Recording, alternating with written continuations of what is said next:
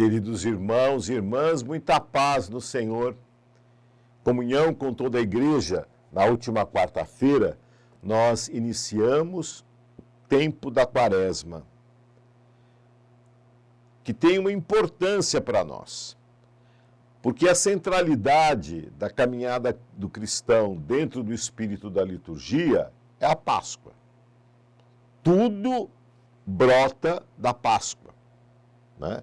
Nós não podemos, estando na Quaresma, esquecer para onde nós caminhamos, porque é daqui que está a importância da Quaresma, né?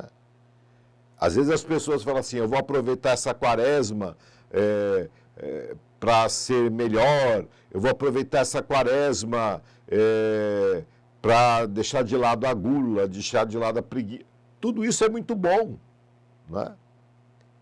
Mas, se nós perdemos a perspectiva que tudo isso que nós fazemos na Quaresma é para encontrarmos com Jesus, é para caminharmos com alegria para a solenidade pascal, porque Cristo é o centro, está tudo errado, né? A nossa luta contra os vícios não é para dizer eu vou ficar forte porque eu vou vencer os meus vícios e os meus pecados. Não, né? Isso é aquilo que o Papa Francisco chamou na Gaudete Exsultate de neopelagianismo, né?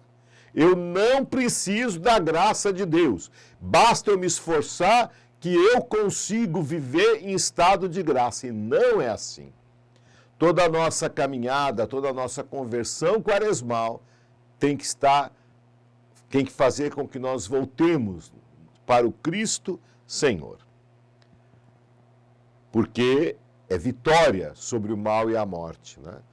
Como nós sabemos, o primeiro domingo da Quaresma sempre nos apresenta as tentações de Jesus. Este ano, conforme o Evangelho de Marcos, onde o evangelista não dá tanta importância a cada uma daquelas tentações que Mateus e Lucas falam, mas fala exatamente desse momento, dessa realidade existencial de Jesus, na qual nós temos também que entrar, estar nele, para vivermos, né, tudo aquilo que acontece. Vamos ouvir o trecho do Evangelho desse domingo. O Espírito levou Jesus para o deserto, e ele ficou no deserto 40 dias, e aí foi tentado por Satanás. Vivia entre os animais selvagens, e os anjos o serviam.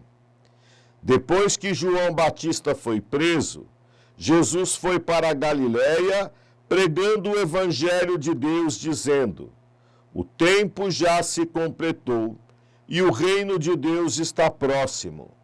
Convertei-vos e crede no Evangelho. Curtinho, né? O trecho desse Evangelho de hoje. Mas tem coisas muito profundas aqui colocadas de maneira catequética pelo evangelista Marcos. Primeira coisa, o Espírito levou Jesus para o deserto. Ora, as tentações de Jesus não é que são obras do Espírito Santo, mas Jesus é colocado nelas, nessa situação, por obra do Espírito, por obra divina. Meus irmãos, nós temos que entender a importância da tentação nas nossas vidas. Porque a tentação nos faz optar. E exatamente no deserto, onde o povo de Israel, nas várias etapas, optou contra o projeto de Deus. E duvidou de Moisés, e criou bezerro de ouro, e murmurou, e etc, etc, etc. Tudo aquilo que nós podemos ler. Mas é nessa situação que Jesus é colocado também, para dizer que ele é o novo Israel. E isso é obra do Espírito. Então, o Senhor nos permite tantas vezes deserto na nossa vida, e ele não está ausente de nós. O Espírito nos conduz tantas vezes para que nós tenhamos a possibilidade de optar.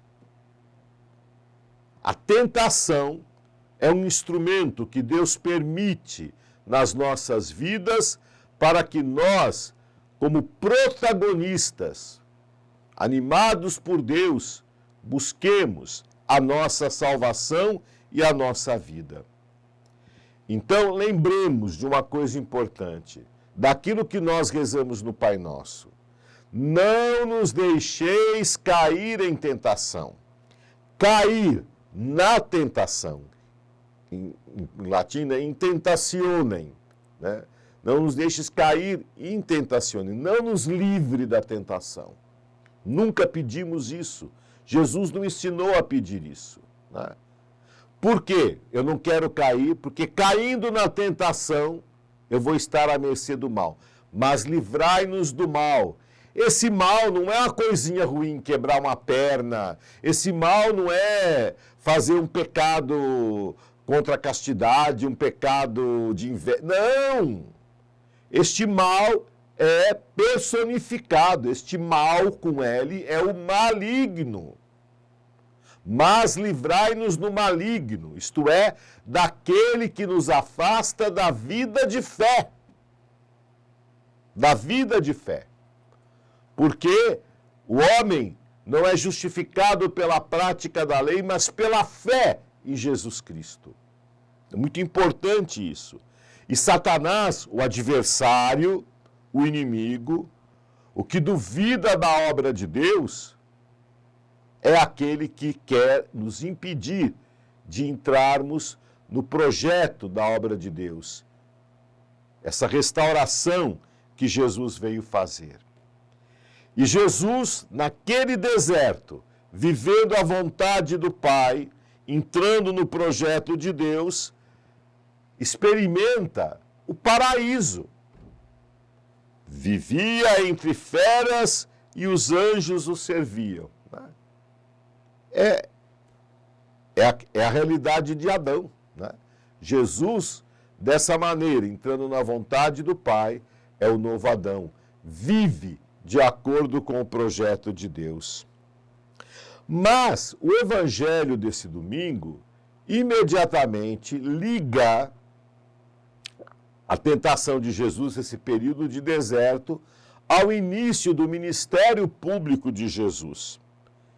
E o evangelista Marcos resume em 3 momentos, em 3 palavras, em 3 atitudes que Jesus prega. Primeiro, uma afirmação: o tempo já se completou. Cumpriu-se o tempo. Que tempo? O tempo de Deus. Né? Não é uma questão, não tem mais tempo. Não, chegou a plenitude dos tempos. E Jesus se apresenta como o completar do tempo. Ele é a plenitude do tempo. A sua presença, o seu acontecimento. Então, não há mais nada pleno que possamos esperar do que Jesus. Olha que apelo à conversão profundo esse. Né? Porque talvez tantas ideologias podem surgir por aí mostrando outra coisa. E Jesus faz um anúncio profundo, quer dizer, de todo o seu ministério público. O reino de Deus está próximo. Com ele vem o reino. Jesus inaugura o reino. Essa expressão está próximo, né?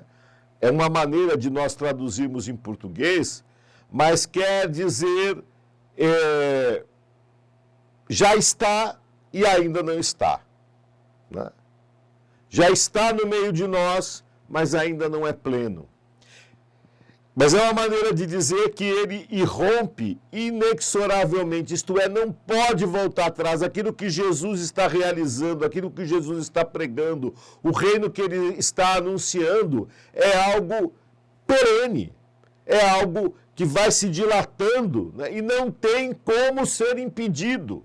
A obra que ele vai realizar, aquilo que ele está fazendo, faz com que o reino tenha a sua força. E Jesus vai contar várias parábolas falando da força dessa pujança do reino. E aquela atitude que nos é pedido, convertei-vos e crede no Evangelho. Né? O mesmo versículo que nos foi dito na quarta-feira de cinzas, quando foram impostas as cinzas nas nossas cabeças, iniciando esse tempo de quaresma. Esse convertei-vos, né, é um verbo muito forte, porque não é só dizer, eu estava bebendo bebida alcoólica, agora não vou beber mais. Não é isso que é conversão. Conversão é metanoia em grego, isto é, mudança de mentalidade. Eu vou ter uma mentalidade nova, a minha maneira de ver, de pensar, por causa do Cristo, é uma maneira nova de ver e de pensar as coisas. Então, esse converter significa arrepender-se, mudar de mentalidade e crer no Evangelho, que é o anúncio de Jesus. Uma santa quaresma a todos nós.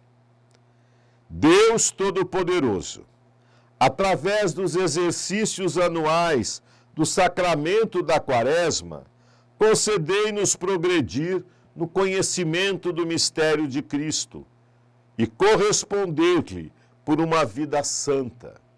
Por Cristo nosso Senhor. Amém. A paz esteja com todos vocês.